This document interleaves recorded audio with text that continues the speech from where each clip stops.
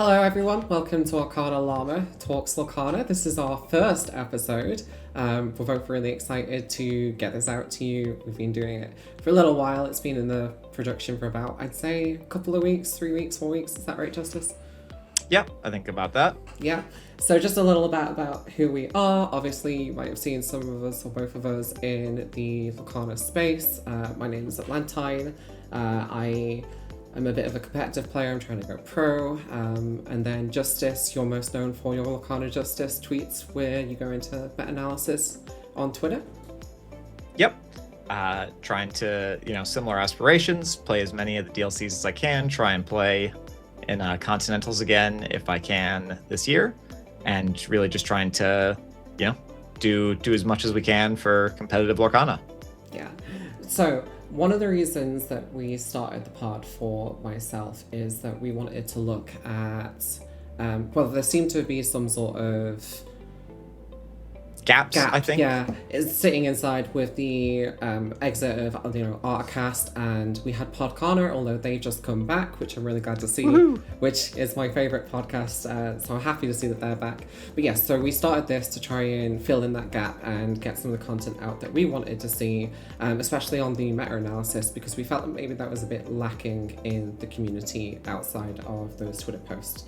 So what we're going to do is I'll give you over to Justice here. And Justice, you had an idea of the meta show. You've put some images and stuff together for us, haven't you? Yep. So if we take a look here, we can jump right into the official coverage for the event. So these are the reported figures from the DLC stream for what was played for day 1, what was played for day 2, and what made top 32. And so we're using these numbers when we're looking at the meta share in the Excel sheets that I produce, which if we tab over to that now, we can start to take a look at your usual meta breakdown that everyone should hopefully be plenty familiar with at this point. So what are we looking at here? Probably to no surprise, Amethyst Steel was the most played deck in day 1, followed by Blurple, Green Blue, and then Dogs, Ruby Amethyst, Sapphire Steel, Emerald Amethyst, and Amber Amethyst. And those really comprise what I consider to be the relevant share of the meta in terms of playable decks. There was pretty good reasons why you might take most of these, some better than others. And then you've kind of got Amber Steel trailing along at sort of twice the play rate of Emerald Steel, but not really a particularly notable pick there. And then what we see sort of normally with conversion stuff is, we move to day 2, which decks made it. A bit of a change here in which decks performed well. So Purple Steel falls off, Blurple regains meta share, so does Green Blue and Dogs. Faring less favorably were Ruby Amethyst, Sapphire Steel, Emerald Amethyst, really like everybody else, right? The decks that overperformed are Blurple, Green Blue, and Dogs, and everything else lost meta share with the sort of exception of Amber Amethyst. It actually held the same percentage from day 1 into day 2, so very steady. And then finally, we've got our actual final share of the top 32. So Green Blue, big front runner here, followed by Blue Purple and Dogs, Amber Steel, Amber Amethyst, Emerald Amethyst, and Blue Steel. Red Purple failed to take any spots in the sort of top 32, despite having a moderate meta share coming into the event. So those are all of the breakdowns sort of by percentage, and then conversion ratio is the change in percentage meta share between each of those stages. So a conversion ratio greater than 1 means a deck gained meta share relative to where it began, and a conversion ratio below 1 means that it lost meta share as it progressed through these stages. Yeah, and as we can see there, it looks like Dogs was the leading winner from that conversion ratio. Is that correct? Yeah, I'd say there are really 3 winners in terms of highest performance for conversion. Green, Blue, Dogs, and Amber Amethyst, which post-event are definitely my picks for the highest performing decks of the format, right? The 3 tier 1 decks I would consider. Emerald Amethyst and Blurple sort of converted at about 1 into top 32. They did fine, but Purple Steel, Blue Steel, and Red Purple were like really not very high performing picks across the whole run. Let's dig into that a little bit more, right? Because at the beginning of the set, we had Purple Steel, which some people were saying wasn't too good, and then as the week started to progress, it looked like it was the de facto winner. Everybody was saying that Purple Steel was the deck to beat. Now, as we can see from this conversion ratio, it's actually converted the worst of the top 4. And I'm very curious as to why we think that is. Now, I personally think that too many people were expecting to play against the deck and had teched against it. But since you had played it yourself, what were you seeing inside? So I think Purple Steel had a great like front run on the meta because it was the easiest deck to solve. You just put the new good purple cards in and you played a deck that played on curve and now has, Elsa on 5 into Demona on 6 to Elsa everything and draw 3 cards. So that is a really powerful starting point for a deck that was already the most popular played deck coming into the format. So it made a lot of sense that it sort of carried on in that spot. The thing is, the deck is not as good as its play rate would suggest. So it's popular and it converts, like it puts a lot of decks in top cut by virtue of its play rate.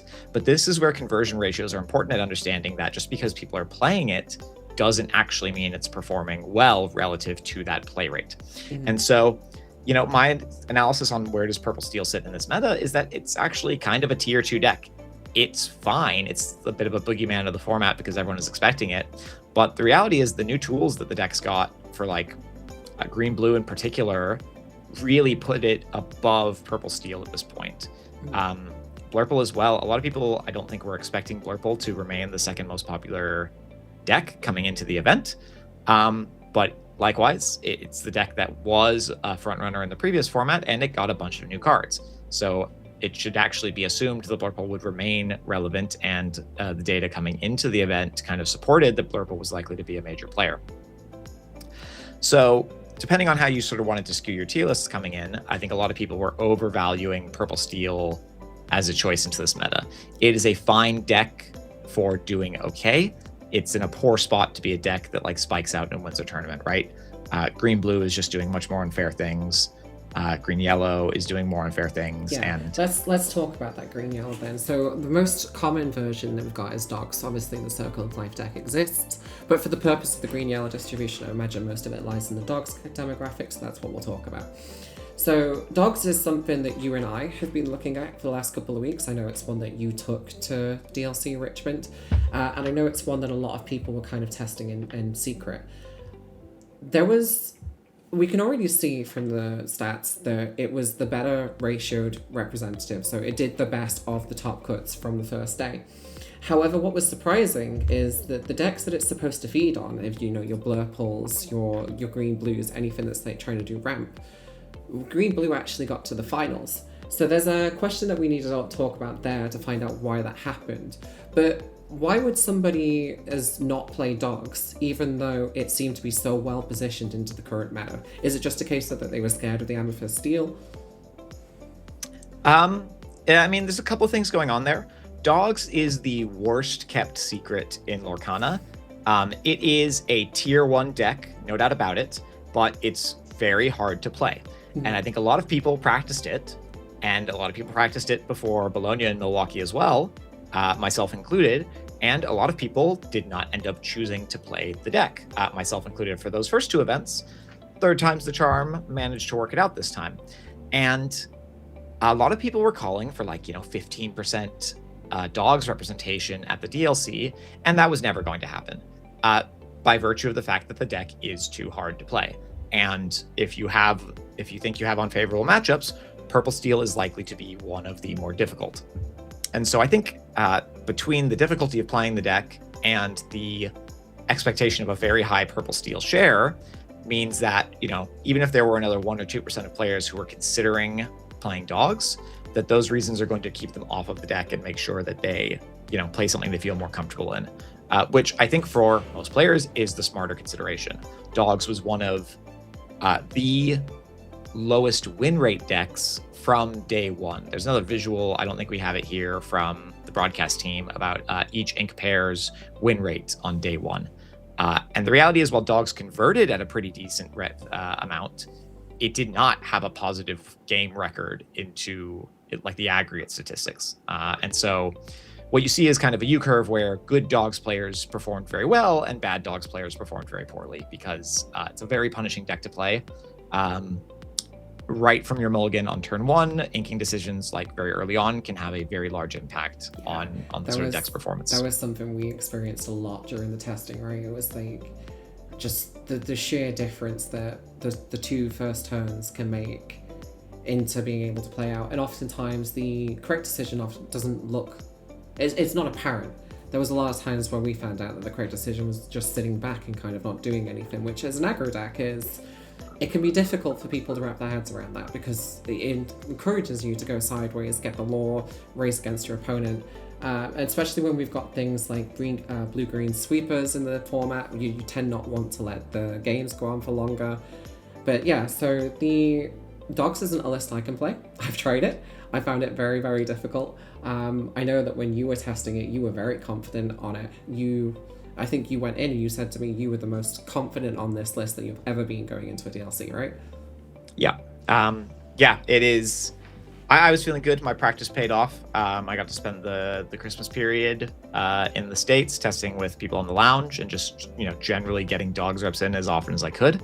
And there were a lot of learnings that sort of went into that to kind of understand how the deck functions, right? Learning what kind of play lines work in different decks. Learning, I think most importantly, how to be patient, how to not throw away a game in progress by questing out too soon, knowing how to play to your routes off the top of the deck. And all of that is sort of required to get dogs to perform to the level that you need to make it a good choice for an event like this. Yeah. Would you say then, having looked at this, I guess it's kind of easy when you look at the stats to think that the more complex decks seem to be the ones that are doing well in the current format. We can look at that with the Emerald, Sapphire, we've got dogs. The ones that are more complex in terms of the decision making that you have to do, the mulligan decisions, kind of the combo pieces that they put together, they seem to be performing better in the long run over the course of a tournament when in the hands of a good player.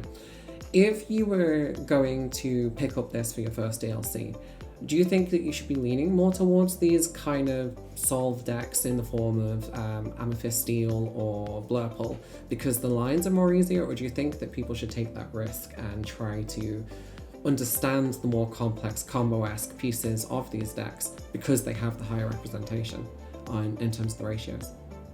So I think it depends on the player and the deck. DKP has been tweeting a lot recently about, it's better to pick up a list from someone who's thought about it and practice your play on it. And I agree with him on this very strongly. I just bought Diego's guide for dogs, and I did 95% of my testing on the first list he posted for that guide. I didn't even really spend much time testing the sort of second version that he updated. And eventually, I settled on a couple of small changes in terms of the tech I wanted to play, but not particularly big ones. And so I was also talking to Tiago, who played this list, and we were able to just list the 6 cards we played in the 3-drop slots and quickly work out what 3 cards different we played from our 2 lists from the rest of the list as stock. And so I basically played regular dogs, and I thought that was, it was good enough for it. So here it is. Here's the list I played.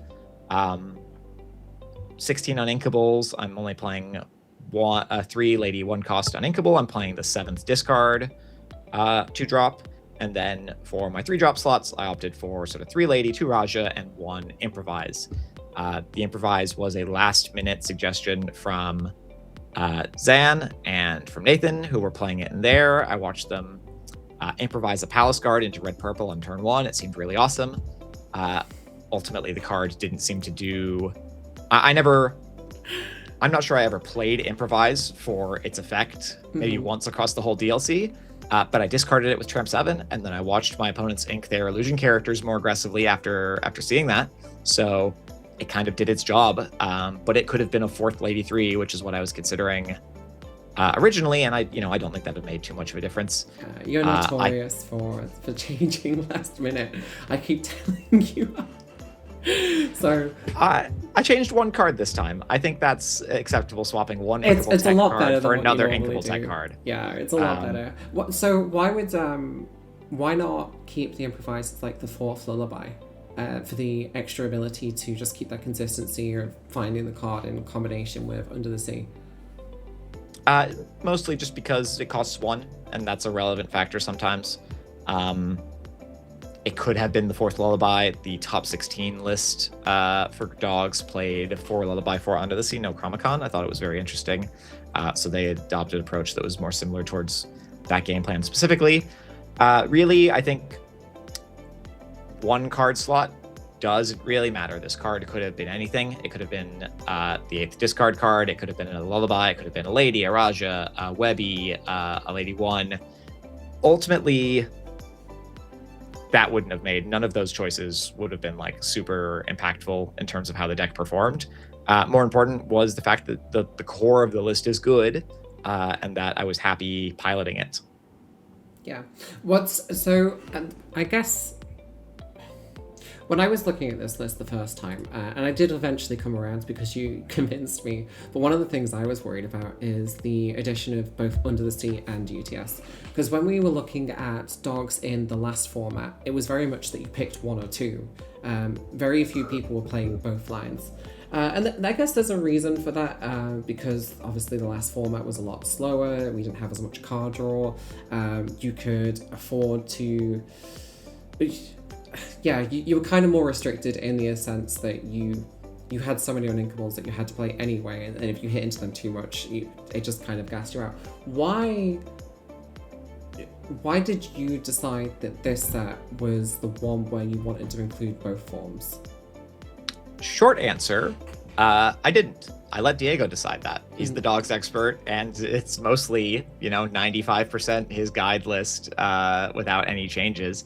And he was on 2 Under the Sea, 3 Chromacon, and so I sort of committed myself to, I'm not going to overthink this too much. The highest performing dogs players, right, they opted for no Chromacon for Under the Sea and seemed to think that that was the better way to go.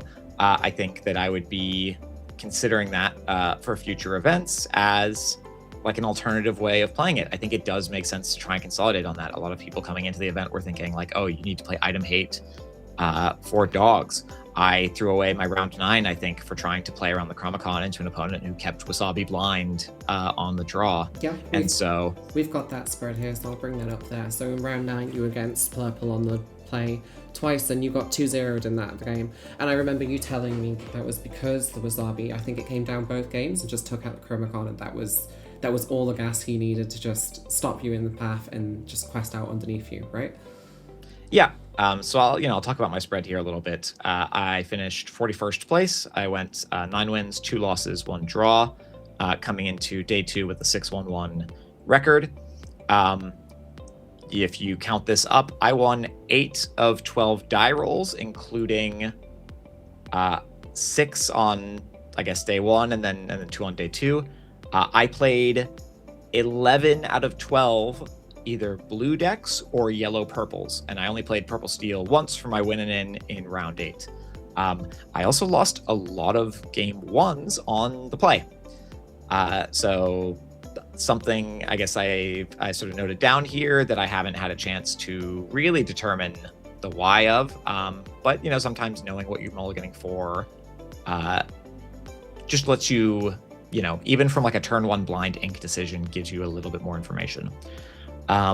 Where I probably threw away my chance at like making top cut in the tournament was that round 9. I chose to play for like Chromacon instead of Tramp 7 game 1 blind on the play. I think in retrospect it was probably always a mistake, and my opponent kept the Chromacon or the Wasabi blind to answer that Chromacon that I kept instead of the Tramp 7, and just shut me down in that game. Both in that game and game 2 in that set, I drew an Under the Sea in my mulligan. I did not see another Tramp 7 until my sort of final turn in game 2, where I'd already lost it, and there was no coming back. And I was never able to stick Singer 8 during sort of either of those games with the hands that I had. They were just full of 1 and 2 costs. And so that was a pretty brutal start to day 2, but then we sort of clawed it back from there. We had a good run. I had a very good round 12 match against my opponent on green-blue. Managed to sneak the win on the draw game 1 and then close out the match in game 3, but it was very close. A very enjoyable match. I played a lot of great games over the weekend. I had a lot of very nice opponents. Yeah. What happened during that game 2? How come that went to a draw? So this was a really interesting one. Chromacon makes your opponents play very slowly. It is not necessarily obvious from the spread, but I played many rounds that were over very quickly, and I played many rounds that went into time in some capacity. My round 1 ended turn 1 of time. I believe that is also true of my round 8 and 12. So at least 4 of my 12 rounds went to time. There are probably moments when I could have played faster, but I spent a lot of time in a lot of games playing my turn, passing, and then watching my opponents look at my board and try and work out how they're going to deal with Chromacon, including my round 2. I believe I saw it all 3 games. I even saw 2 of them in game number 3. I watched my opponent struggle, just watch a board for multiple minutes at a time. Towards the start of game, as we're going into game 3, we've got about 15 minutes left on the clock. I don't know if I said anything about time to them by that point, but certainly going into that game 3, I mentioned it's like, hey, we got to play a little bit faster. We've got time on the clock. I'm on the play. I got a Chromacon in my hand. I feel pretty good. I go, Daisy, Lilo, Chromacon. I'm feeling great. And that game, the draws were, on par with my round 9 Blurple. From that point on, the deck really bricked up. So my opponent saw 6 1-drops. They saw all 4 copies of their Elsa. After that opening, I drew into something like Raja, Chromacon number 2, Raja, Tramp 7, Tramp 7, Tramp 7. I couldn't play any of those tramps. I've got 1 Lilo I have access to. My opponent's playing multiple units per turn. They're just going wider than I can manage. And, as the time is ticking down, I'm constantly telling my opponent, I'm like, hey, we have to play faster. You got to hurry up or we're not going to have enough time. They didn't really do that. They just kept, going through their turns as best they could. And then time gets called. They are turn 0. So I get the 3 extra turns in time. They get 2. They ended their 4th turn in time with 19 lore. They would have won that game on the following turn. But, despite the number of times I suggested to them that they needed to hurry up their play, they did not do so enough to get an extra turn. They would have won. I had a dozen outs I could have drawn over the last, that 6-7 turns into the end of that game, and I would have won it. And so I was eager to get as many of them as I could. I kept thinking, right, 1 good draw here, and I'll close this game. And instead, I did not get any of them, and my opponent still took a lot of their time to try and answer the whatever I was playing off the top, whatever 1 Lilo I was bringing back every turn, and I was getting 2 bounces off Chromacon, but they sort of cost themselves a chance to win that game, and I actually got bailed out by that draw. It put me in the blue bracket instead of taking a loss in that round. It can be difficult for them though, can't it? The inclusion of Chromacon does make a lot of people. It almost makes you second guess yourself because all of the small mini interactions that you weren't planning to do now get presented in front of you, and it can give you kind of thought paralysis. I know that when my way of combating Chromacon this way is that I'm very big on my big Elsa, as you know, when I play Blurple. Very big on big Elsa, very big on they never come back, and I try to almost keep your board pinned while I keep questing and putting pressure on you that way. But if you don't have these tools built into the deck, the inclusion of Wasabi, which we've been seeing from Blue Purple start to come up in the last week or two just before DLC Richmond, or you don't have these tools like They Never Come Back or Elsa or these freeze effects, you have to start relying on other effects to start breaking the board. And yeah, so if you, as a player, that can be extremely daunting, and you would want to definitely take your time, because if you're making the wrong decision and then they make the wrong decision and they give the momentum to you and then you win, it's not something that they're looking forward to. It is unfortunate for them that they didn't manage to get the win, but I'm glad that, you know, you didn't get knocked into the losers bracket straight away. I'm sure you are too. But yeah, do you think, if you weren't going to be playing dogs or something like that, do you think you have to respect the Chromacon in the current format? Or do you think it's just something that you have to try and ignore and get past or get under? So Fungus didn't play any Under the Sea in his green-blue deck, neither did Sky. And I think that was correct. I think it is wrong to play bad tech cards for a 10% matchup, especially when they don't like meaningfully move the needle on the thing. DKP played Wasabi. He felt that he overtech for dogs.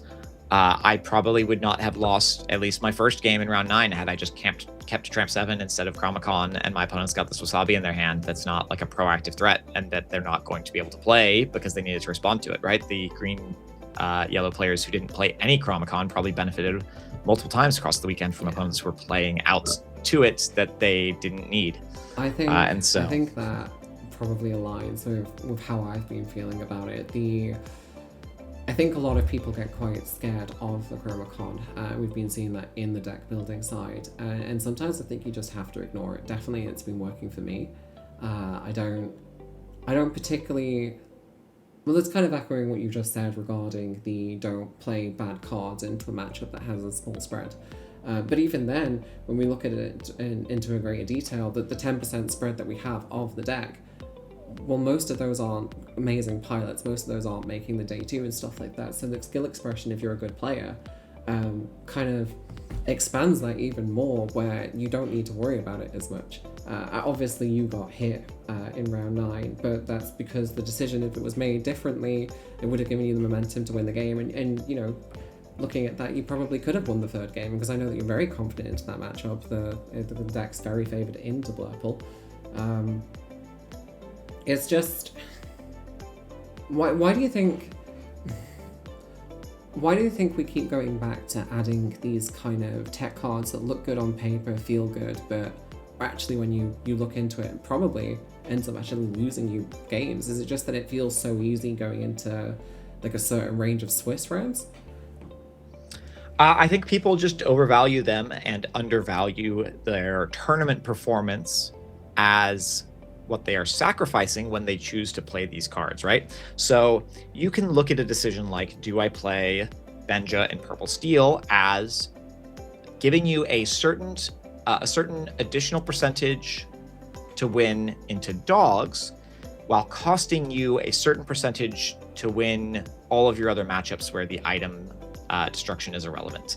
And so you can, these are, if you think you have an understanding of what percentage of decks are going to be the meta coming into the event, you can try and quantify this, right? You can decide. I think Green Blue Under the Sea is perhaps an easier example. It's one that I've thought of.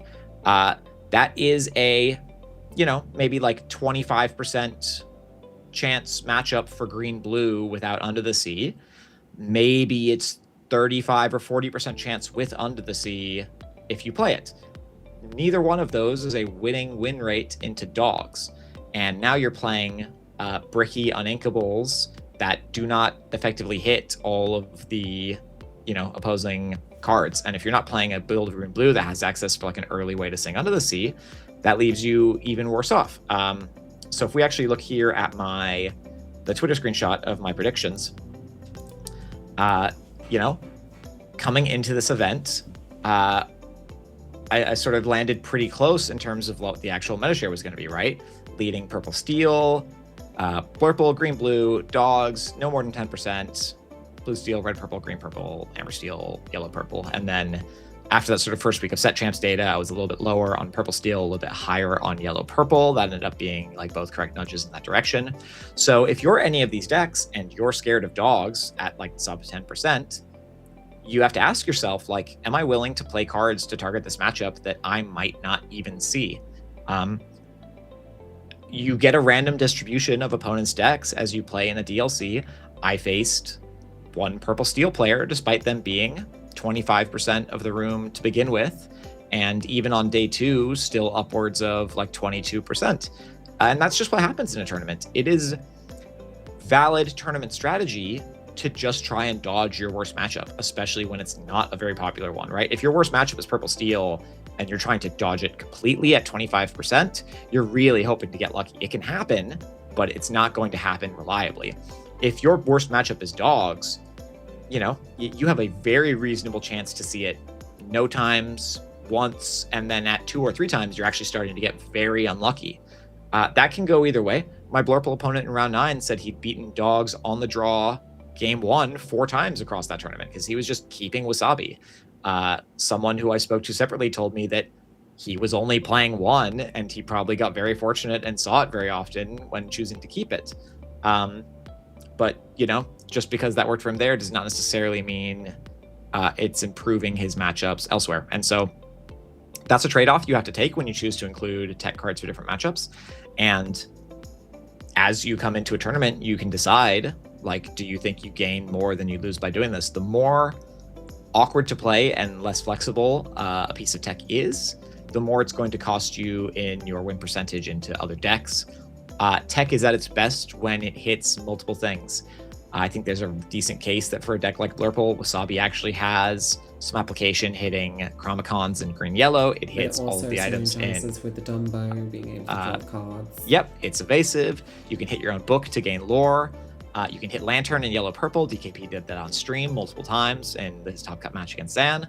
And you can hit the burn items, the draw cards in green-purple. So that's a card that is like actually surprisingly low opportunity cost for that deck specifically. I think Benj is a little bit higher, and then Under the Sea is the highest in terms of like lack of flexibility elsewhere and increased bricking of your own deck.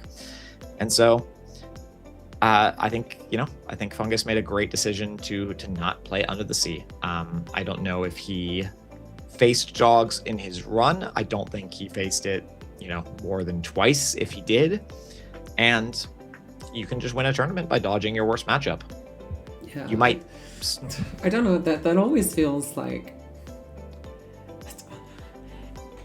I know we've talked about it a lot regarding like trying to dodge your worst matchups and looking at the meta share and stuff like that for kind of predicting what a typical tournament run is going to look like when you run into it. But I don't know, every time I play these tournaments, every time I go into a DLC, my worst matchup, even if it's 8%, I'll hit it like 5 times out of 12 games. And it just... The way that I build my decks, I do try to follow the philosophy of, you know, only put good cards in your deck. And I think everybody should be doing that. If you're adding tech cards that only work in a single matchup, like, it has to be really good. It's going to win you the game on the spot, is my philosophy. Otherwise, I would never look at it, especially if it's uninkable. But the idea of like just trying to dodge your matchups, it can be so devastating if you're on the draw into a matchup that you're weak against, and you've just gone, yeah, I'm not kitted for this at all. And then you can only take 3 losses in a DLC before that takes you out, right? So you can't get to day 2 if you... 2, really? Yeah. It's just... I understand. Well, I understand to a point. I don't think I agree with it. Why would you want to just go in with the mentality of... Because I think that's more in line with your philosophy of just trying to dodge your worst matchups. Yep. So there's a classic Magic the Gathering saying of "I'd rather be lucky than good," and what that really means is it is not enough just to be a great player to win a tournament. You have to get lucky. You cannot build a deck, right? Purple Steel is a deck that is pretty much even into everything. which means it's a terrible choice to try and win a big tournament with, because over a long enough number of games, you're just going to come up evens more often than you're going to come into a favorable matchup or line where you can just spike the win against your round opponent. And so I think a lot of players, there's elements of like superstition. Do you like believe that you're often going to run into an unfavored matchup, even if it's low percentage? There's some element of perhaps a prediction on the meta, right? If you were a green blue player expecting 15 to 20% green yellow, like I saw some people predicting, you've made like a misassumption about the meta share and you've built your deck incorrectly because of it. In my case, I try and I find I see the best success when I sort of rigidly adhere to what the data is telling me. And if the data is telling me I'm losing win percentage into the field at large by worrying about my worst matchup and that I'm better off trying to hope I get lucky, I think that's actually the rational position to take, where, this run is a great example. I had a very lucky run. I won a lot of die rolls. I saw favorable matchups across the board. And I dodged the most popular single deck in the room, which I did not want to face as many times as possible. And so that's kind of, how your tournaments are going to go. If you looked at the spreads of the players at Bologna who came sort of first and second, they both saw very favorable opponents. They won die rolls in matchups where they needed to, into like less favorable matches. And that is the nature of winning an entire tournament. You can cover a lot of matchups with your skill. It depends on the deck you're playing. But at some point, you can be one of the best players in the world, and you can run into your worst matchup twice on the draw, day one, and basically get eliminated. Yeah. It's, and so... Yeah, thankfully it's never happened to me, but it is still daunting to know that you can do everything right and still just not have it right. Like, just turn up and go, yeah, this tournament's not for me. There are things that you can do to minimize it. You've talked about looking at the meta-analysis and doing those predictions, but not everybody has those skills to be able to make those predictions. I know certainly it's something that I struggle with, but it's something that you've kind of got to an art, right? So you've always been known as this person that puts out the meta-analysis, makes those predictions, and you get it pretty accurate. I know when I was predicting it, I was putting dogs as the second most played deck, which we've seen evidently isn't. I really thought that dogs was gonna be this underdog of secret playtesting that just snuck through and everyone was gonna take it to the DLC. I was expecting to see it in the final. What I wasn't super high on was green-blue, because I've always felt that green-blue, if you don't find those Philip shift combos, if you don't find malicious, mean, and scary, the deck just kind of shuts down and you spend too many turns digging with visions or digging with develop your brain and not doing anything to the field, not progressing your game plan. And I just always felt like that wasn't a conductive way to win a DLC. Now, obviously, I've got to eat my words here because Fungus ended up taking it all, and not only did he do that, but the final was between two blue-green lists, which I think had like a one card difference. It was the difference between a Prince John that went into a Hypnotic Strength, I believe. Not Hypnotic Strength. Improvised, yeah. Improvised, that's the one. Which is just, maybe I need to go back and evaluate how I'm looking at these meta-analyses now and kind of, take it more in that logical sense. But let's say that somebody's like me and they're watching the podcast and they also don't understand how to make these predictions, where they would look. What resources are out there to help them with this? So I think the best thing you can do is learn where your skills lie and learn where your skills do not lie. I have a bit of a knack for the data analysis and the meta report, and I spend a lot of time working on that. And so I trust my own judgment on the meta expectation for an event like this more than I trust anyone else's. What I am not as proficient at is deck building, and oftentimes deck selection. I often trick myself, I think, into playing a less than optimal deck, and I perform reliably the best when I simply look at what the data is telling me is the best deck and then go find someone else who's an expert on that, take their learnings, in this case, buying Diego's Metafy for dogs, just learning how to play it based on his instruction, and efficiently allocating my time towards the things that mattered, practicing my gameplay on the deck, making sure that all of my, just my general feeling for the tournament was in place, and then not, trying to be the deck builder in this case. For other people, that's going to be different, right? In some cases, you might be a very competent deck builder. You are for sure, but if you have less of an understanding on what the meta is likely to be, you might have to, learn to look elsewhere for that kind of data. And so there's no one simple answer to this. I think everyone's got to develop their own understanding about where they are as a player, where their skills lie, but also, learn to utilize the resources available to you. There's a lot of discussion on Twitter about, Metafy's existing, their popularity right now, the sort of paywall that people are starting to put up for deck instruction and lists sometimes. But time and time again, you will see like really high level players say, like, I just buy all the guides. It's a no-brainer to read the writings of someone who's put 100 hours into testing this deck and to just read their experience about it in an hour. That's a huge efficiency on the thing. That's not available for everyone. I also don't buy every guide for every deck, especially if I'm not considering playing them. But I bought Pandemonium's Green Blue Detectives Guide, and I bought the Green Yellow Dogs Guide because they were decks that I thought I needed that additional assistance on while I was trying to work out what I play. And all you can do is work on this across every event. I know for a lot of players in the US, they're going to be feeling bummed now that they've played their 2 core constructed DLCs for the season. But, this is all true for Infinity. This is all true for CCQs, for other DLCs in other regions. And importantly, it will be true in the future. When DLCs return for Season 3, none of this necessarily changes, right? The deck you're playing and what the meta is will be different, but the sort of fundamental skills required for playing a deck well and understanding how to study, how to prepare, and how to efficiently train for an event are sort of eternal. And they span, not just this game, they apply to other games too. And you can develop those skills over, I'll say a lifetime. I've been playing TCGs semi-competitively for more than a decade now. And it's sort of all of that experience that has gone into understanding the things that I'm good at and the things that I'm not. Yeah, but your DLC season's not finishing here though, right? You're moving into DLC Singapore, I think it is? Hong Kong.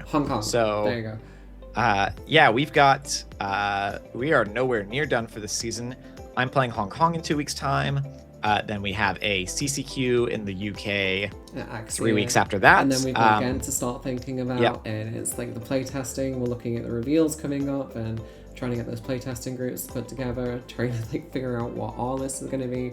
You're very, very busy. Like, I get a little break. I get like a break for the next 2-3 weeks where I can just sit back, watch, kind of help you out in the sidelines, but you would just go.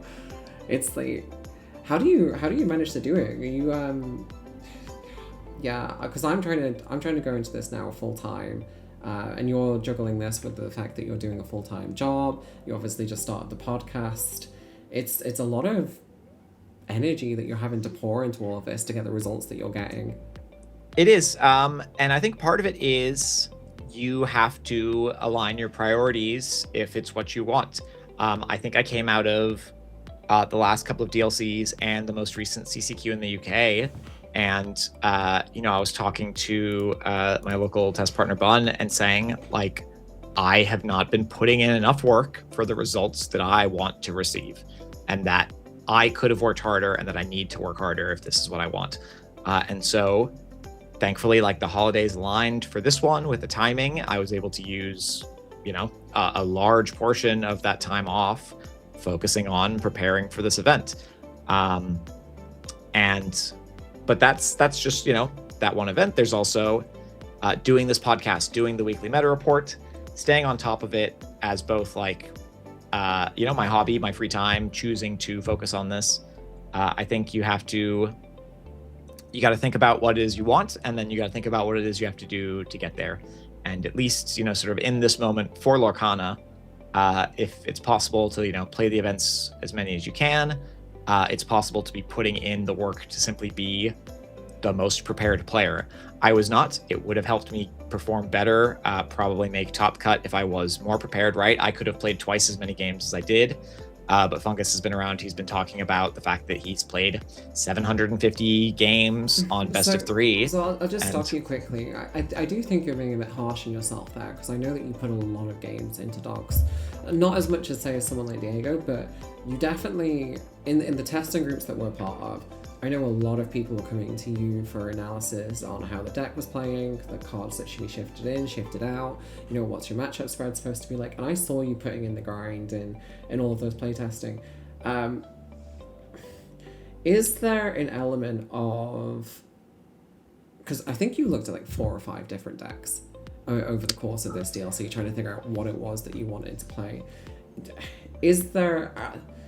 For me, it's a bit different because I kind of know what I'm going to play straight from the get-go. Like, people know me as a Burple player, but I was actually a Ruby Amethyst player to begin with. I'm very much attached to the Amethyst mindset of, like, I want to draw cards and then do shenanigans, and then whatever the supporting colour there is something that I can work with.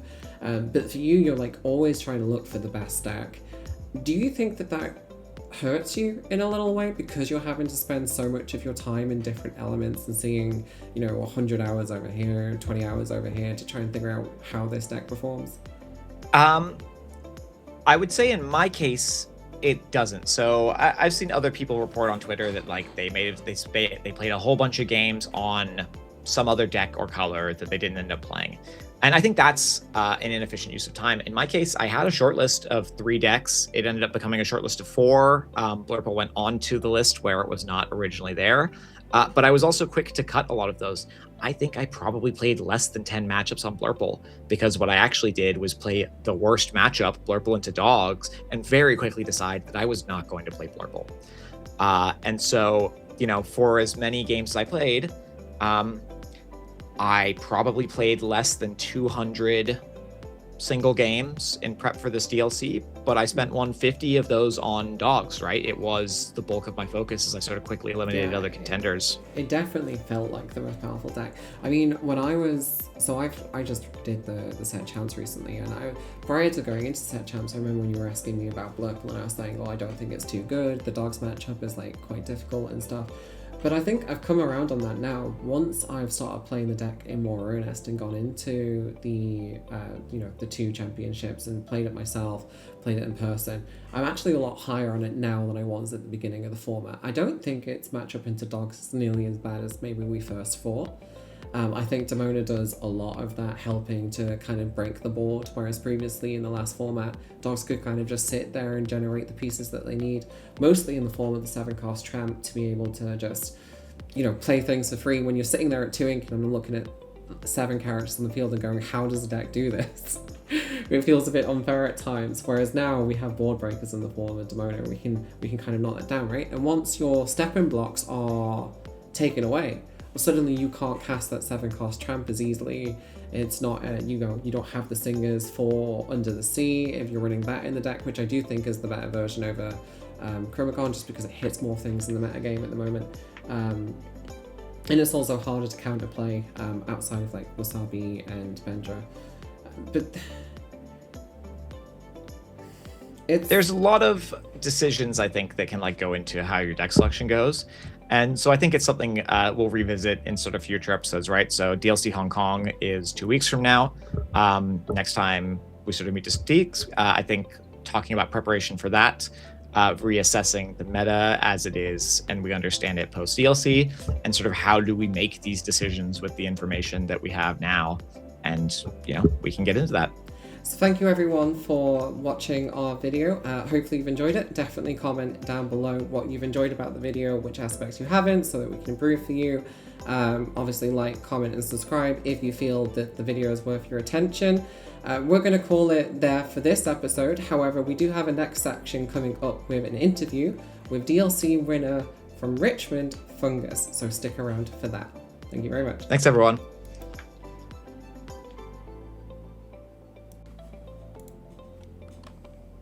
Okay, everybody, welcome back to our second part of the podcast. I'm here with recent DLC winner, James Gray, also known as Fungus within the community. Fungus, how are you feeling today? Pretty good. Talking to a lot of people, but it's all positive conversations. I'm excited to be here with you today. Great. So you let's just jump straight into the nitty-gritty. Obviously, you've done a lot of interviews for other channels right now, and I'm sure you're getting sick of being asked the same questions. So what I'm most curious about, if we look at the comparison ratios for what converted the best, the obvious outliers there was green, blue, and amber, emerald, otherwise known as dogs. Now, it was almost a one-to-one comparison for the conversion, strictly in terms of ratio conversion, not in terms of like representation of the numbers of decks. Were you worried at all about the dogs matchup, considering that it was a one-to-one ratio when it came to you locking in your list for this DLC? Yeah, I was. Worried. Also, I'll frame it this way, right? And I know you work with Justice, and I know I believe he's part of the podcast. He is, yeah.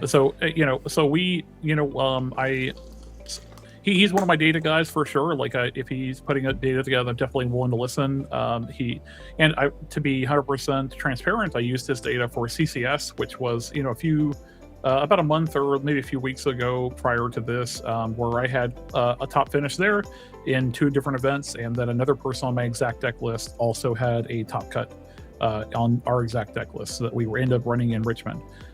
Tyler Burdett did top 16 at the CCS 25K. I was like 20th place at the CCS 25K, and then I ended up top 8ing the CCS 5K with the same exact list.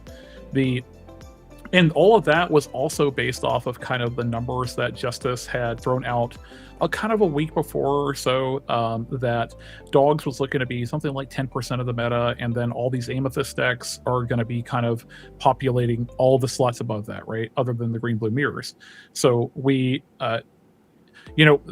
had the exact same philosophy going into this event, was that we can lose to dogs, and in the course of a larger event like this, where we're talking about sample size 300 people, sample size 500 people, sample size 2,200 people, right? Whatever we landed on with the DLC, you could, the variance there is that you could actually completely miss dogs potentially, even if you have a winning record. Dogs potentially had some natural predators in that metagame, right? So even if it was shown in numbers like it was on the Friday night event, the Friday night event had dogs everywhere in the first round, and by the time we got into the later rounds, dogs were completely pushed out by some of their bad to neutral matchups. So that was a consideration, was right. Like, if we play 10 rounds, if we're considering it 10% to 12%, we're going to play it something like 1 in 10 times. If we have a good matchup or a reasonable matchup into everything else, which we thought we did, then we're not too worried about losing to dogs. How it ended up playing out, and I know we wanted to talk about like the matchups, but I'll kind of how it actually played out was, over the course of my event, the 10 to 12%, and I don't see your statistics exactly where dogs landed, but I played dogs twice over the course of the event. I beat it once on the draw, and I lost to it once on the draw. My first loss in the Swiss was actually to a really strong dogs player, but I beat it in an upset, and then on the second loss, I actually beat it on the draw for one game, and it was probably one card off of, or one play or mistake or differentiation in lines taken from beating it a second time, and that kind of also was the philosophy. Was, I think if you are practiced enough on this version of the deck, even, you probably can beat dogs players that are not the best, like absolute best in the world. Diego, Habibi, Royce was another big one. And I'm sure Mookster is like up there ranked, because he definitely had a really incredible run with his dogs deck. I think I don't forget exactly where he landed, but my first loss in the Swiss to him, obviously he played really well to get there, but even against him, I took a game off of him in an upset. And in our third game, I was he top decked a Mowgli to rip a song out of my hand that would have ended the game on the spot. So it kind of played out the way we expected it to. It was that you'll play it maybe once, maybe twice over the course of the Swiss, and if things break your way a little bit, maybe you can win one. But if you lose one and you do take the opportunity to win all your matchups that are good, then you're still set up for success in a large event like this. So that was the approach. Yeah, that makes a lot of sense. Justice seems to subscribe to the idea, and I think it's echoing kind of what you just said there of, you know, if you're taking what you think is the best list into a tournament, if it's got a lower representation of what counters it, then that's a risk that you're willing to take. Am I correct in saying that that's something that you agree to? Yeah, I'm generally on that same outlook, especially for the way the spread worked out for this one. Maybe if dogs was a little bit higher in what our expected matchups were, and maybe if their matchup was a little bit closer with Purple Steel, and maybe it was a little bit worse for Blurple, which I think Blurple ended up beating dogs left and right, is kind of how it played out, the way they teched for this event. Then maybe the needle moves a little bit, and it definitely is a different meta game than it was at CCS. I think dogs had a greater meta share, but at the same time, Purple Steel swung in to meet it, and so did Blurple, and so did a bunch of these decks that just started, looking for ways to beat up Chromicons. And because of that, dogs players were losing matchups they weren't supposed to be losing, right? So that also came into play for Green Blue having a really good big day. Yeah. I don't want to put you on the spot, so if you can't think of a number, that's fine. But what percentage do you think that you would have to see going into a meta game where you would feel not comfortable playing Green Blue if you were in favor towards certain matchups? That's a good one. So unfavored to what degree, right? And that's kind of another getting into. Let's say greater than 45%. Maybe 20%. It depends on the meta game. It depends on the type and a couple other factors, like the type of players that tend to play that style of gameplay, if that makes sense. So I don't want to put this in the wrong way to make it condescending, but if it's an aggro deck and the aggro deck is really bad against me or really bad for me, right? There sometimes you have this thing where people are kind of unprepared, so they'll just grab an aggro deck that doesn't have as much play to it, on purpose, just to give themselves the best chance of success. But me, it's a bad matchup for my deck in general in the hands of the greatest player, or in good players, right? Or people who are super prepared for the meta game. But if the typical player who's playing the type of deck isn't putting a lot of reps into metagame practice and how the back and forth looks, I'm willing to kind of fudge that number just a little bit too. A good example of that was the Inkcaster deck this weekend.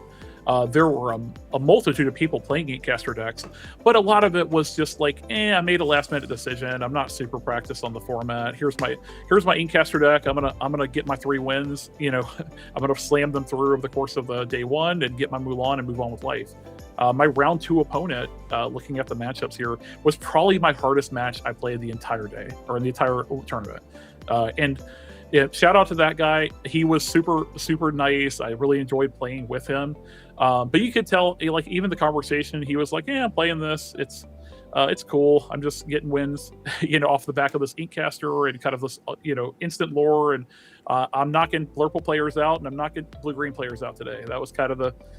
So he went 1-0, obviously, and then I had to play him in round 2 against this Inkcaster deck, and that was probably the toughest match I had to play the entire day, or the entire 2 days, including the finals. That matchup, I felt like I had zero chance, no agency. Ended up winning the match, but by the skin of my teeth. On the game 3 that I played against him, I played Little Clarabelle 5 times. I drew 3 of them. I bounced it with my Basil to blow up another Inkcaster, and then I ended up bouncing one with a Mother Knows Best to blow up another Inkcaster. So I blew up 4 Inkcasters and a Chromicon. And he still was at 19 lore. I had 3 active John Silvers on the turn that I passed to him, where he had 0 cards in hand after I ripped his hand apart, and was just praying to whoever was willing to listen, fingers crossed, don't draw burn, I die. 3 cursed merfolk, all reckless, I'm still losing this game. So it's those kinds of games where, so I do kind of factor in the people that are playing that style of deck aren't given everything they have all the time. so you got to get a read on some things like that too. Amber Steel has been a kind of a big victim of that in previous, like the Tiana decks have sometimes been just a deck you hand people at the last minute who are just jumping in and not really preparing. But on the other hand, we had a green-purple Inkcaster deck that made it in the top 8. My buddy Nathan, 2 Gaming, who from the Atlanta area near me, I actually had to beat him at a set champs locally. So it was kind of wild to see him playing the Inkcaster deck to top 8. And I'm sure that he did prepare on that deck, right? I'm sure he actually knew all his lines, and that's terrifying. So there's a little bit of ebb and flow there, I'd say. Yeah. So it's more than just numbers. I definitely agree with you in the sense of like, you wouldn't think it normally, but certainly some of the DLCs that I've done, the first couple of rounds tend to be my hardest because you just don't know what you're going to hit when it comes into rogue decks. And it's like you put all of this preparation into the games you're playing. You know, you'll put like 50% of your time into what you think is going to be the most dominant deck, and then you'll put the other half into the deck that you think is going to counter you. And then you meet this random green steel deck that's on 3 chromacons and, you know, a lot of 1-drops and stuff like that. And you're just thinking, well, how the heck do I beat this? So I totally get that. Okay, so we've talked a little bit about your run. What I want to do is quickly segue into your deck. Now, I'm not going to get you to break down the full deck. You've done that in loads of other videos. I'm sure people can go there and see it. What I'm more interested in, and what I think the viewers are interested in, is what didn't make the list. So what were you testing? I noticed that like Under the Sea obviously isn't there. We are not seeing Hades, which are some standard inclusions to these lists. Was there anything else that you were playtesting with that you wanted to put in but then took out on the day? And could you explain anything else about that for us? Yeah, I'll try to knock down a couple of those. So if you don't mind, I'll just reference, if you do want a lot of more information and like good conversation about this list and how the matchups play out and kind of why we chose the cards for this deck list, this is the exact same deck list we brought to CCS, and I have a big video about that on my channel. Tyler Burdett and I, who did well at CCS like a few weeks prior, you know, had a good long conversation about that. So if you want to jump over to my channel after this, check me out. I try to make a lot of strategy videos, and I've done a lot of blue-green content. So if you're super about that, jump over there. But what I will focus on for our conversation is the in-between time, right? So I play this big event, I do pretty well, and then, you know, we have a few weeks until CCS, and the metagame is kind of swapping around and things are sliding. Dogs is seeing a little more meta share. So like our original game plan of like dogs does not exist becomes dogs is something between, you know, depending on who you ask, like 10 to 15%. You know, asking around and talking to the teams and, you know, talking to all the different people that, you know, that were willing to speak to me about their statistics. You know, speaking to Diego, the dogs match up with something like 15% of the metagame, according to him, because based on the number of Metafy guides he sold, right? So that was like, okay, that was one data point. Maybe he's right. Maybe the other people I'm speaking to are right. Maybe Justice is right, and I think Justice was probably closer to most people. I think pretty, he was like 30%. Pretty good data, and I guess counting for different factors. But so I mean, we didn't know exactly where to trust, right? And you know, no one's going to predict exactly, and you may not even play them, even if the data bears it out. It's just that's how statistics work. I'm a math guy too. I used to teach math, so we're making our best educated guess. But the in between time, I was like, okay, we don't want to play Under the Sea because we think Under the Sea is not a good answer into dogs with the amount of disruption they have. This deck isn't set up in such a way that we can just slay them Under the Sea and win the way it has been in the past. You have the Clarabelle shift lines, but so often you're going for double 4-drops, or you're going for like we're not so all in on Clarabelle shift anymore in this deck that and stuff like Baymax, stuff like, you know, other shift lines aren't in this deck to be able to just Under the Sea, you know, opportunistically all the time. What you do have in you know, what you need to do there is play something that can kind of play a more fair game against dogs.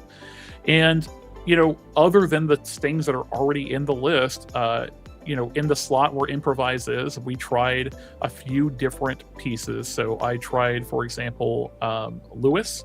Lewis was a little bit promising, but just had kind of underwhelming in all your other matchups. So I wasn't super about that. I tried 3-drop Clarabelles just to see if having more bodies on the board and having more access to characters for when Daisy would flip you, statistically, like maybe we'll get more card advantage back there, that kind of thing. So there's a bunch of different characters and stuff we tested in that slot. Realistically, none of them stuck. And Max Goof was another one that I threw in the mix. Was like, okay, theoretically, if they're ripping our songs out of our hand, maybe we play Max Goof and we can replay our songs. But they just kill you before that happens. So it's not really that's not real life. Yeah, I know that you've always said that like consistency is one of like your driving factors when it comes to these type of card games, and you repeat it a lot. Do you think that the list that you got, the 60, was the most consistent version of the list you could make? I think that's fair to say. And like even the deck list, like the name of the deck list that I wrote down was 54 cards, because I'm playing 4 develop, 2 improvise, right? So I get to play 6 cantrips in my deck, and Sky even played 7 cantrips, which means that I'm seeing the most critical cards in my deck more often than other people are. That was my logical philosophy. I played the 4th John Silver as a nod to Daisy and as a nod to the fact that when you go grindy with Purple Steel, so after you go into your Philip combo, and I've spoken about this with Jeremy and other people, on talking about blue green, but really Philip combo is not enough to win the game by itself. But Philip combo and you play a John Silver after, you will win grand majority of those games. Like they can't get out of that trap. So on the back of talking to Jeremy, one of the deck lists that he was putting around, and this isn't his deck list, this is just one that I could find similar to it, is the detective variant, and that utilizes the Judy Hops and the Basil to like start discarding your opponent down. This is something that you have said that you've looked at but not played, I believe, in your past. Is there any reason, have you ever been tempted to like take this list, or is it completely too inconsistent, not acceptable? It's just like a fairy tale in your mind? No, I think there are some good moving pieces here, and I looked at it very early on, especially like I respect Quigley a lot, and he and I have collaborated on deck lists in the past, like even going back to set 7, like when the Higher BM came in, like I spiked an event with blue-green before we kind of had some of these more powerful tools, and then he and I played almost a mirror in a PPG Fort Worth. So, and we were collaborating a lot that weekend, just talking shop. So we were both on blue green kick for a while. I was on it, I think, a little bit before him, but like he's had some success with it. I had success with it. So it's good to always speak to people who are in the same kind of, the headspace. So, but going into this set, I think that for me, so there's some fundamental problems with detectives for me in this deck list. The first one for me is I don't think Judy Hops is worth the squeeze from a raw power level perspective. One of the things you'll see about this deck list, and I don't want to like just pick it apart, but one of the things that like it was not satisfying for me to play only like 17 detectives. And just looking at this list, we're on like 3 Basil, 4 Judy, 3 Donald, so we're like 6, 10, 13, 17 detectives. So like we're statistically not going to hit as often as I would be comfortable with when you play it comes into play, right? Like I would like, if we're talking about our old aerial songs decks, I would like 20 plus songs. I would like 20 plus detectives. And I don't think there's 20 plus detectives that are worth playing. There are good ones here, but like what are we shaving to play the 4th Basil, on both sides of the fence there, and so on. Yeah, and then I suppose having to like lose those slots from the likes of John Silver that you were talking about, where that stabilizes the game and lets you take that momentum after you've done your first sweep. You lose a lot of that powerhouse by playing this package. Yeah, I'm sure you gain more ground in a fair game, right? Like obviously, and I'll tell you this from just playing dogs players and trying to trade with them. Having a Basil in my deck, like the small Basil, actually would be really, really good. But its impact in other scenarios to me probably isn't worth the squeeze. This deck fundamentally comes from a different place. And I think there's some tension points, again, that I'm not comfortable with, where I'm playing Mother Knows Best. This deck is playing Hades. Mother Knows Best is essentially your welcome 5 and 6, where Hades is putting people on a higher ink threshold, which puts it actually disadvantages you in a number of scenarios, both with like Demonas and when we're talking about Philip shift lines. I just got out of a coaching session, actually, like somebody on blue-green that's playing it in their set jams. And one of the things I stress about the blue-green matchup, like there's a bunch of pillars in the mirror. One of the big pillars is watching, okay, how close are they to being able to play a Philip? How can I stop them from Philip comboing me, right? 9 ink is a threshold, 12 ink is a threshold. And if I'm playing Hades on their, especially on stuff that has a shift, I can really be setting myself up for failure here. And it has tension with your welcome. It's in a vacuum, a really great card. And in a deck like this, where we're trying to grind a little bit more, it does make a little more sense. But I liked the Mother Knows Best more. I thought it gave me more game in more high rolls to win where the deck excels versus trying to play a game that's a little bit closer to Blurple, where they're trying to trade more often. I'm not trying to trade. I'm just trying to obliterate them with Philip and play high rolly things like Cindy, where if I play 2 Cindys in a row, like you're at 9 ink naturally, I don't really care what you're doing anymore. Like everything is going to die to Philip. So I don't need Hades in that scenario. I completely understand that mentality. Like, I don't know if you're familiar with any of the deck lists I play, but a lot of people know me for playing like blue purple recently, and I've started to build this kind of like Frostmage shell where I'm using They Never Come Backs and Alcerate, and a lot of times it is, or at least I found it's more effective to just kind of like lock down your opponent and just start questing out and putting the pressure that way, because once you get to a point where like you can quest for game, that changes the entire dynamic between the two players, and now they're having to respond to you. And I do like the inclusion that you're doing, not the same things, but you're doing very similar things with the inclusion of the Mothers Know Best, where you can like bounce back the shift target for Clarabelle so that it can't shift and draw cards, which sets you up for the bend plays. Yeah, I mean, there's another philosophy here with discard that I bring over from other card games, is that discard is great, but it does not stop top decks. And there are a lot of good top decks in our current format. Like Demona is a thing. Demona is like one of the top decks that'll really like just slam the door, where Basil 6 is not going to stop a top deck Demona. So you can not take their hand completely out and kind of pressure them there, but you can't stop the top of their deck. So I'd rather have a plan to fight for the board, a plan to be proactive on the board, in my case, not give them ink and kind of play a more tempo game than this deck is playing. But I could see why this deck would be good. And obviously just those few different card choices just make such a huge difference in the way the late game plays out. Yeah, that makes a lot of sense. Thanks for breaking that down for us. Okay, so we're going to move into a recent post that you put on Twitter. So you said, I'm just going to read it out for anybody that's just listening and hasn't got the visuals. So a little reflection post DLC. Prior to the DLC weekend, I logged 758 best of 3 games played online. That's a lot of games. And that's coupled along with the fact that you've played like web games, you've played IRL, you've done tournaments. That's a lot of like hours put into the game for this set. So, disclaimer: the number I put on there apparently is ridiculous. Like I was just through it. Like 1,500 hours apparently is like I don't know, rotation of the sun or something. So well, just move past it. It's okay. The top part's the important part. Yeah. But so for any inspiring champions, that anybody that wants to be a DLC winner in the future and they're looking at your success, do you think that they need to be putting about this kind of reflection of your journey? Do they have to be putting around about 750 games in order to see that success? Or are there other areas that they can be focusing on that you think factor in to be more important?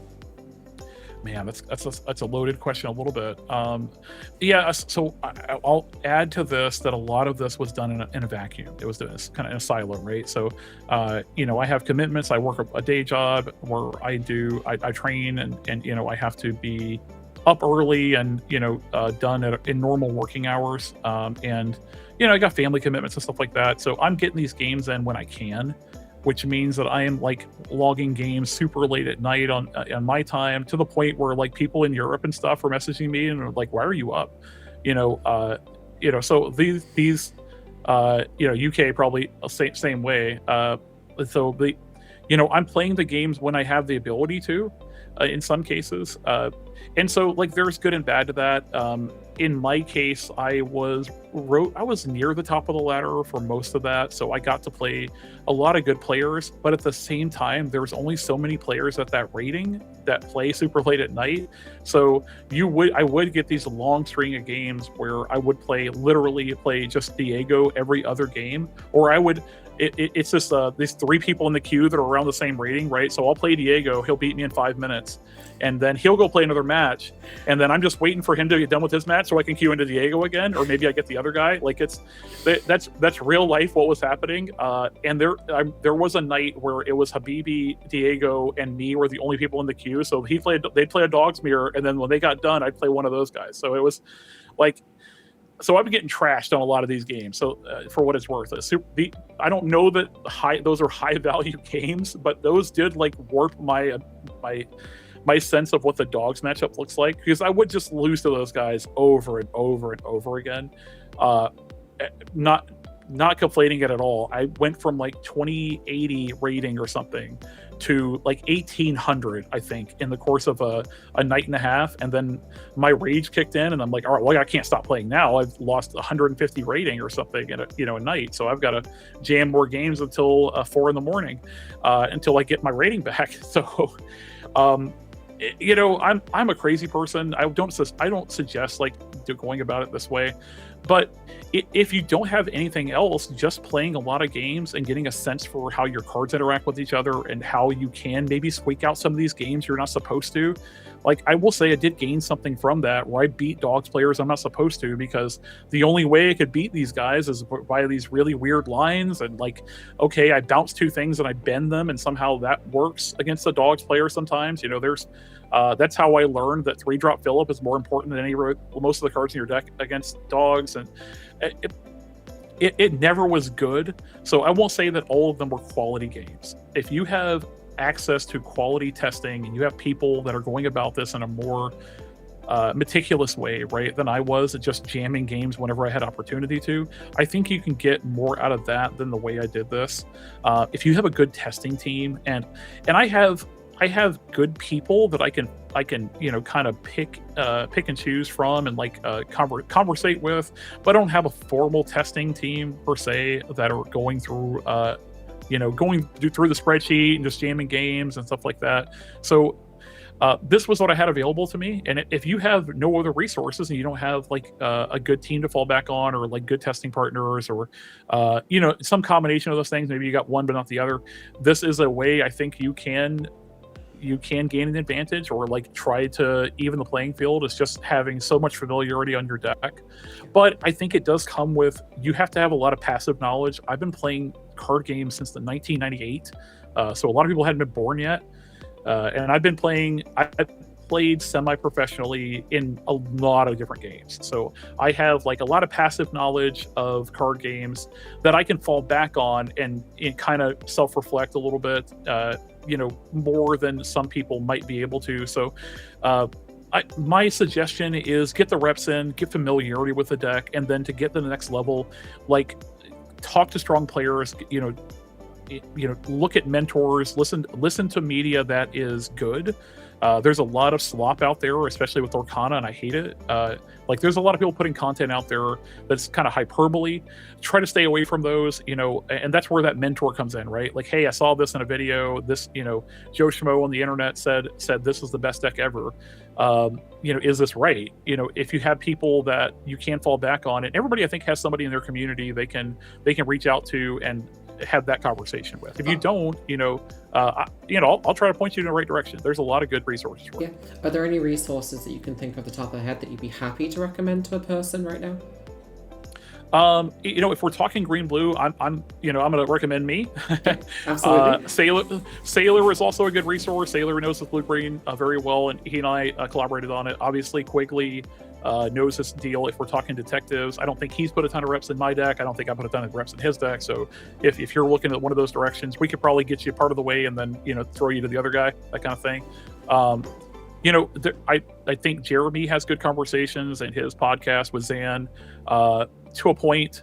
Everything with a grain of salt, right? Like, even good players, we disagree quite a bit sometimes, and I try to stay away from absolutes. That's my goal when I'm looking at things is I try not to get super fixated, because that's a way to put yourself in the bad place and just get bad data and take away the wrong things from your losses, and take away the wrong things from your wins and stuff like that. So depending on the deck, there's a host of different resources and people that do put themselves out there.